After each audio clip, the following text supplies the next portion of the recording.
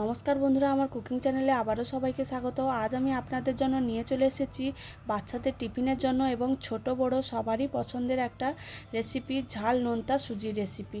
প্রথমে এই রেসিপিটা বানানোর জন্য আমি কিছুটা সবজি নিয়ে নিয়েছি। গাজর কুচি, ক্যাপসিকাম কুচি, পেঁয়াজ কুচি, আদার কুচি, আলু কুচি করে নিয়েছি, লেবু, কারি পাতা ও চিনেবাদাম। প্রথমে একটা কড়াই গ্যাসের মধ্যে বসিয়ে দেব। ওর মধ্যে দিয়ে দেব কিছুটা সুজি। শুকনো খোলায় সুজিটা ভেজে নেব। হালকা আঁচে ভাজতে হবে। যখন সুজিটা লাল হয়ে আসতে আরম্ভ করবে তখনই সুজিটা নামিয়ে নিতে হবে। সুজিটা নামিয়ে নিয়ে ওই কড়াইতে কিছুটা সাদা তেল দিয়ে দেব। তেলটা গরম হয়ে এলে কিছুটা চিনেবাদাম দিয়ে একদম লাল লাল করে ভেজে নামিয়ে নেব।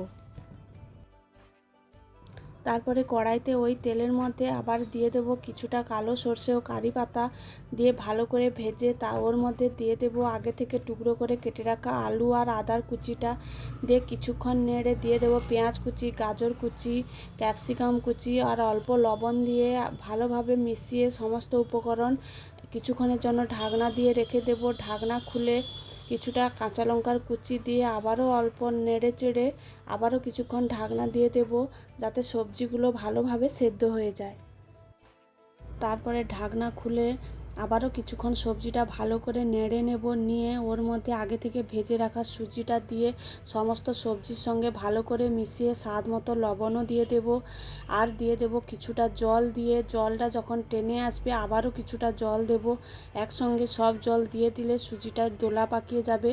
দিয়ে কিছুক্ষণ ঢাকনা দিয়ে রেখে দেব। ঢাকনা খুলে সুজি হালকা নেড়ে ওর মধ্যে দিয়ে দেব কিছুটা স্বাদ মতো চিনি। আপনারা চিনি যদি পছন্দ করেন দেবেন, না হলে নাও দিতে পারেন। আর দিয়ে দেব আগে থেকে ভেজে রাখা চিনেবাদাম ভালো করে মিশিয়ে নেওয়ার পর উপর থেকে 1 চামচ ঘি আর অল্প একটু লেবুর রস ছড়িয়ে নামিয়ে নেব। তারপর নামিয়ে নিলে একদম রেডি হয়ে যাবে ঝরঝরে ঝাল নোনতা সুজির রেসিপি। আপনারা এইভাবে একবার বানিয়ে দেখবেন, আমি কথা দিচ্ছি ছোট বড় সবারই পছন্দ হবে। ভিডিওটি ভালো লেগে থাকলে আমার চ্যানেলটি সাবস্ক্রাইব করে দেবেন।